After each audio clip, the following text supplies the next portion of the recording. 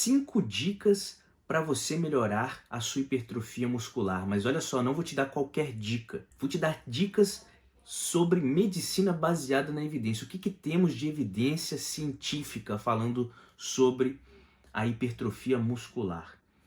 Existem vários estudos genéticos, já mapeamos o genoma da célula humana e sabemos agora que existem muitos genes que participam especificamente da hipertrofia muscular. Então, o segredo é ativar de maneira mais intensa e mais continuada esses genes. Eu vou explicar para você aqui agora 5 dicas de como você vai melhorar sua hipertrofia muscular usando medicina baseada na evidência. As 5 dicas são sobre janela alimentar, a influência sobre os genes CLOCKS.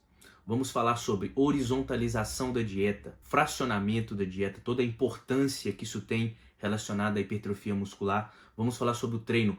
Qual é o treino que eleva ao potencial máximo a hipertrofia muscular? E por último, vamos falar um pouquinho de hormônios esteroidais e outros hormônios, sistema simpático, e vamos falar um pouco também sobre estilo de vida. Janela alimentar. O conceito de janela alimentar, uma maneira mais fácil de entender, ela está associada com o jejum intermitente. Só que no processo de hipertrofia muscular, nós não queremos passar a maior parte do tempo em jejum, nós queremos distribuir de maneira equilibrada os macronutrientes. É muito importante que você entenda o conceito de janela alimentar, que é o período que vai entre sua primeira refeição e sua última refeição, dentro das 24 horas de um dia. Definir um momento da sua janela alimentar melhora o seu metabolismo, e eu vou te explicar agora o porquê. As suas células, no núcleo das suas células, existem um material genético, os genes CLOCK.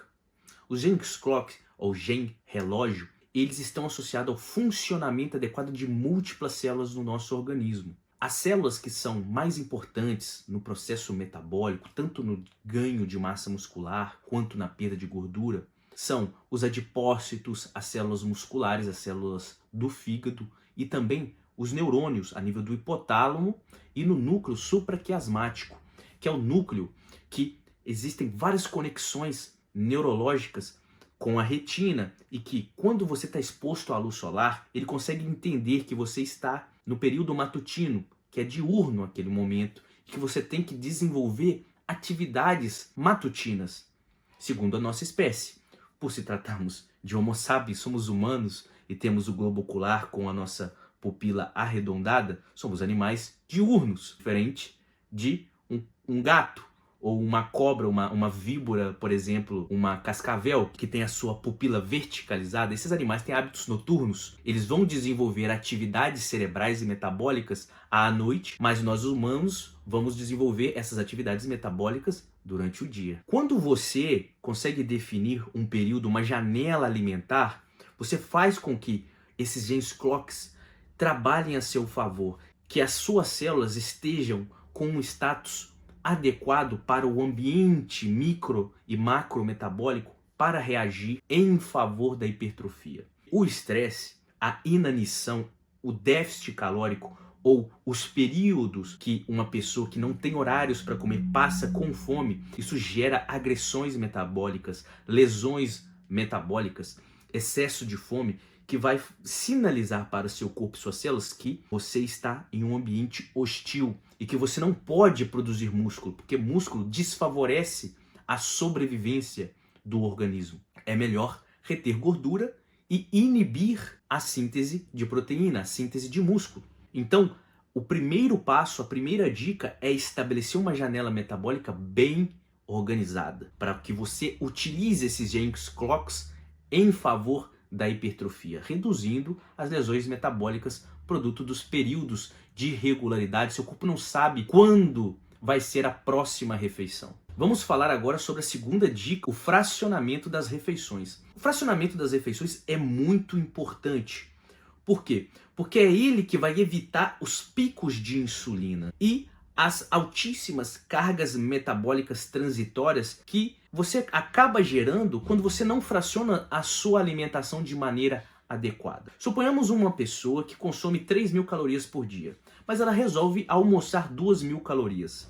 O corpo dela não é capaz de comportar todas aquelas 2.000 calorias num único momento. Ou seja, ele não vai conseguir fazer com que a via metabólica seja em sentido da hipertrofia e vai acabar acumulando gordura. Eu quero que vocês entendam um simples exemplo.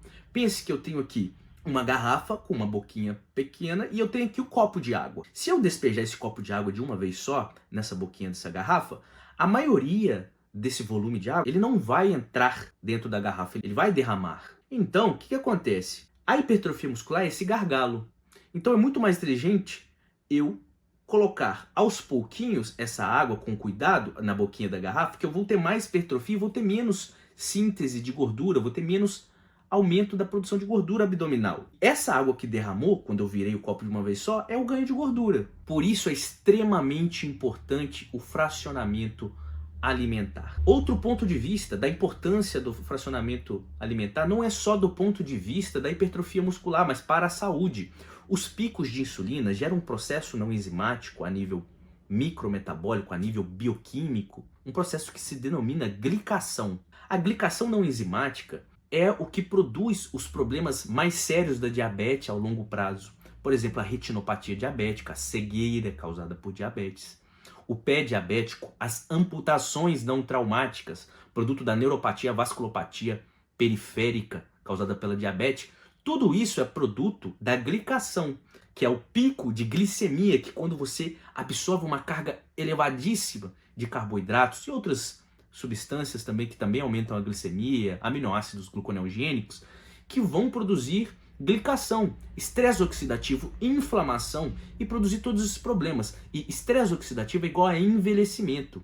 Quem se alimenta não fracionadamente, com uma única refeição com altíssima carga calórica e glicêmica, essa pessoa envelhece mais rápido. Melhor é o fracionamento dos seus alimentos. Essa foi a segunda dica. Vamos falar agora sobre horizontalização da dieta. A horizontalização da dieta, ela tem a ver com o conceito de fracionamento, elas andam atreladas, mas a horizontalização da dieta, ela tem a ver com uma redução do tempo sobre estresse metabólico causado pela fome. Nós não queremos ficar com fome, já que estamos buscando hipertrofia. Lembre-se, não estou falando sobre perda de peso, não estou falando sobre definição muscular, estou falando sobre hipertrofia. Se você horizontaliza a sua dieta, ou seja, você tem intervalos regulares, nem muito longos e nem muito curtos, você permite que a sua distribuição de macronutrientes para o tecido muscular seja muito mais eficiente.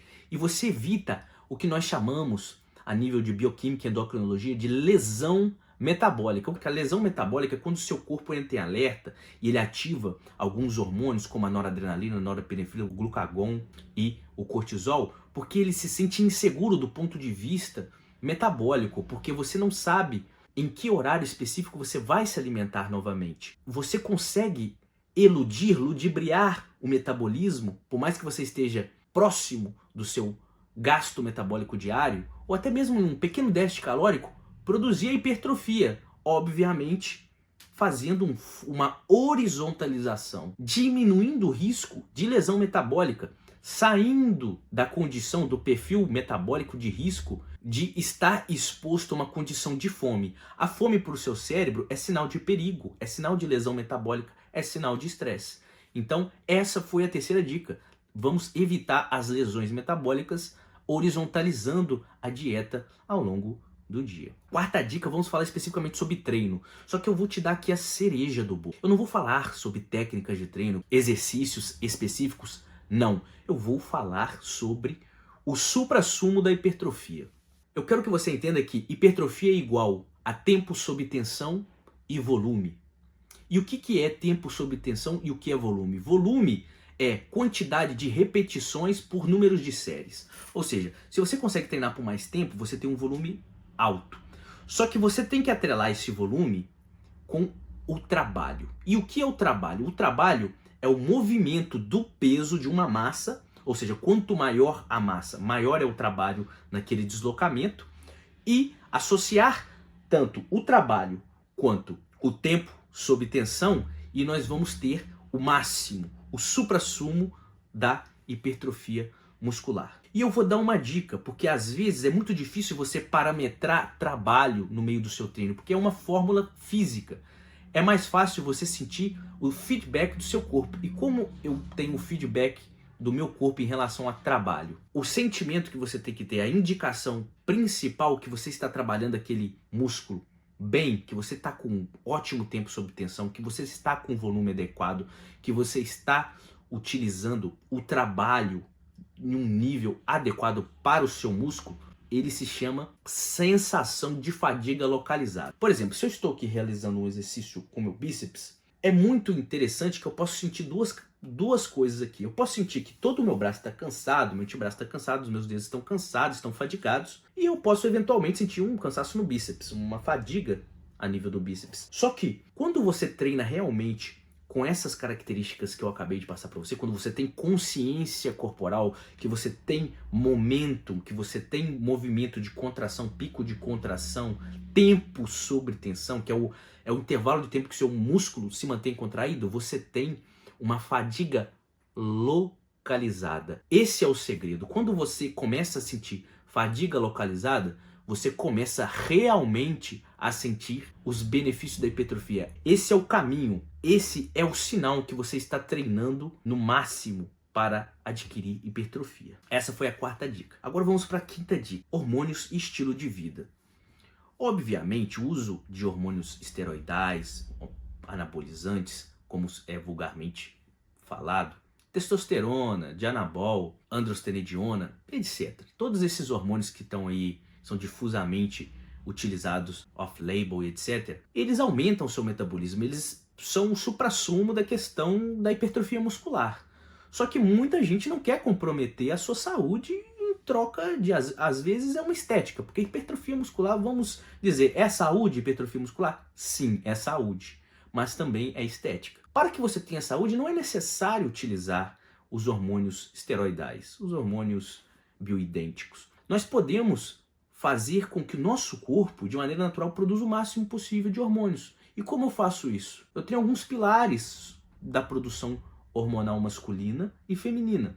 Por exemplo, frutos vermelhos, você está bem com a vitamina C, ou seja, a acerola, alimentos ricos em vitamina A, vitaminas lipossolúveis, ou DECA, D, E, K e A. Todos esses alimentos, eles facilitam, eles ajudam na síntese de hormônios esteroidais. Consumir a quantidade adequada de gorduras boas, oligoinsaturadas ou poliinsaturadas, azeite de oliva, castanhas.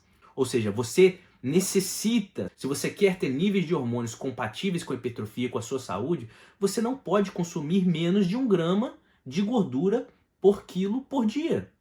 Você tem que incluir isso na sua dieta. Se você zerar sua gordura, você não vai ter hormônios, você dificilmente vai hipertrofiar de maneira natural se você não adequar a sua dieta para facilitar a sua síntese de hormônios sexuais, de hormônios esteroidais. Sono adequado: se você não dorme bem, não existe produção hormonal. Lembre-se que a reprodução sexual, você tem que estar no equilíbrio global de sanidade, de saúde. Às vezes, a maioria das pessoas não se alimenta com a carga de ferro, proteínas adequadas durante o dia. Isso gera um déficit. Anemia. Muitas pessoas têm uma anemia subclínica, ou seja, uma anemia assintomática, que ela só se expressa mediante exames de hematócrito, hemograma, etc. Essas pessoas, elas vão ter os hormônios sexuais baixos, porque o corpo dela está mais preocupado com a hemoglobina dela, o hemograma dela, a anemia dela, do que com reprodução sexual. Então, antes de entrar especificamente no hormônio, nós temos que, de maneira multiparamétrica, multifatorial, vendo o ser humano como um ente complexo, biopsicossocial, de maneira orgânica e global, a saúde dessa pessoa, o sono, a hidratação, a dieta, o estresse, o trabalho, a gente tem que ver tudo isso, ajustar aquilo de maneira equilibrada para depois corrigir níveis hormonais. Olha só, eu espero que esse vídeo tenha te ajudado a te dar um norte para você que está buscando hipertrofia muscular. Se você tiver alguma dúvida, entre em contato comigo. Meu Instagram é Dr. Otávio Varela. Pode deixar aqui nos comentários se você tem alguma dúvida. Se inscreva no canal, curte, comenta. Pode escrever suas dúvidas aqui que eu vou estar aí lendo os comentários de todos vocês. Eu vou responder as dúvidas especificamente. Eu espero que vocês tenham gostado. Eu sou o Dr. Otávio Varela, eu sou médico. Eu vou ajudar você a transformar o seu corpo, mudando a sua mentalidade.